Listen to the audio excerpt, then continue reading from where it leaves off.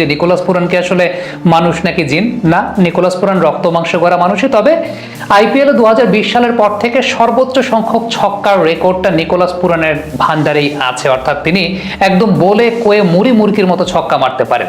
স্পিনের এগেনস্টে আমরা যদি তার ব্যাট সুইং এর জায়গাটা একটু খেয়াল করে দেখি, আপনি দেখবেন যে তার ব্যাট সুইংটা এত বেশি প্রমিনেন্ট, মানে যে জায়গাটা থেকে ব্যাট সুইং করা শুরু করেছেন, মানে ব্যাটের ডাউন সুইংটা শুরু হয়েছে, সেই জায়গাটাতে এসে ব্যাট সুইংটা করে ডাউন সুইংটা আবার শেষ হচ্ছে। তার মানে একটা ফুল 360 ডিগ্রি সার্কেল তিনি আসলে রোটেট করছেন, একটা সার্কেল তিনি আঁকাচ্ছেন ব্যাট দিয়ে যখন তিনি স্পিনার এগেনস্টে ডিল করছেন। এবং নিকোলাস পুরানের আসলে এই ব্যাটিং এর বৈশিষ্ট্য নিয়ে যদি আমরা একটু কথা বলতে চাই, তাহলে এর আগেও অনফিল্ডের পর্দায় আমি বেশ কয়েকটা ভিডিও করেছিলাম।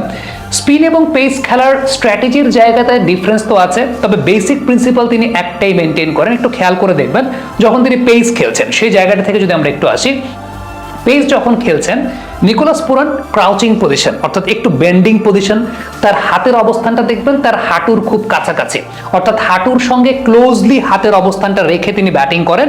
এটার যেমন একটা সায়েন্টিফিক ব্যাখ্যা আছে যে ক্রিকেটাররা যারা ব্যাটিং যখন করছেন, ব্যাটসম্যানদের এই পজিশনে যখন ব্যাটের অবস্থানটা থাকছে, তিনি এক্সট্রা বিট অফ এলিভেশনটা শট যখন নেগোশিয়েট করছেন তখন অনেক বেশি মাত্রায় পান। বডির খুব ক্লোজ থাকার দরুন তার ক্ষেত্রে যেটা দেখা যায় যে বলের লেন্থটা পিক করার পর শটটা এক্সিকিউট করতে অনেক সুবিধা হয়। এটা যেমন একটা বিষয়। দ্বিতীয়ত যে বিষয়টা উল্লেখযোগ্য সে বিষয়টা হচ্ছে ব্যাকলেগের বেন্ডিং এর জায়গাটা। খেয়াল করে দেখবেন যে বলটা পিচ করার আগে পেছনের লেগটার বেন্ডিংটা শুরু হয়ে গেছে নিকোলাস পুরানের। এবং আপনি যদি ব্যাকলেগের বেন্ডিং এর ব্যাপারে যে কোচিং পয়েন্ট অফ ভিউ এর জায়গা থেকে যদি আমাকে জিজ্ঞেস করেন, তাহলে যে বিষয়টা আমি সবসময় বলি, পেছনের পাটার বেন্ডিং মানে আপনার হ্যান্ড রোটেশনের অপরচুনিটিটা অনেক বেশি মাত্রায় বেড়ে যাচ্ছে, হাতটা অনেক বেশি মাত্রায় ফ্রি হয়ে যাচ্ছে। সমস্ত ব্যাটসম্যানের হ্যান্ড আই কোঅর্ডিনেশনটা বেটার আমরা বলি, তাদের পেছনের লেগের বেন্ডিংটা খেয়াল করে দেখবেন যে পেছনের লেগের বেন্ডিংটা বল পিচ করার আগে নিকোলাস পুরানের কিন্তু পেছনের লেগটা বেন্ড হচ্ছে, এবং এই বেন্ডিংটার ফলে যেটা হয় যে হাতটা ওপেন স্পেস পায় রোটেট করার জন্য, যেটা নিকোলাস পুরানের ব্যাটিং এর সবচেয়ে উল্লেখযোগ্য বৈশিষ্ট্যের জায়গা। এবং তিনি একটা ব্যাক অ্যান্ড অ্যাক্রস মুভমেন্ট নেন ইনিশিয়ালি যখন তিনি খেলছেন, আসলে পেস খেলছেন, তখন একটা ব্যাক অ্যান্ড অ্যাক্রস মুভমেন্ট তার থাকে।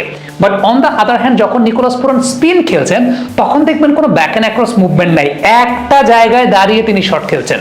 স্পিন খেলার সময় একটা জায়গায় দাঁড়িয়ে শট খেলছেন, বাট ওই বেসিক প্রিন্সিপালের জায়গাটা সিমিলার। সেটা হচ্ছে ক্রাউচিং পজিশন, হাতের অবস্থানটা তার প্যাডের খুব কাছাকাছি, পায়ের খুব কাছাকাছি, এবং পেছনের লেগের বেন্ডিংটা খেয়াল করে দেখবেন প্রত্যেকটা ওকেশনে তার পেছনের লেগের বেন্ডিংটা কিরকম, বলটা পিচ করার আগেই পেছনের লেগের বেন্ডিংটা শুরু হয়ে গেছে, অর্থাৎ বলটা পিচ আপ করার আগেই তিনি পেছনের লেগটাকে বেন্ড করছেন। দিস ইজ দ্য থিং যেটা আসলে নিকোলাস পুরানের ব্যাটিংকে অনেক বেশি মাত্রায় প্রমিনেন্ট করেছে।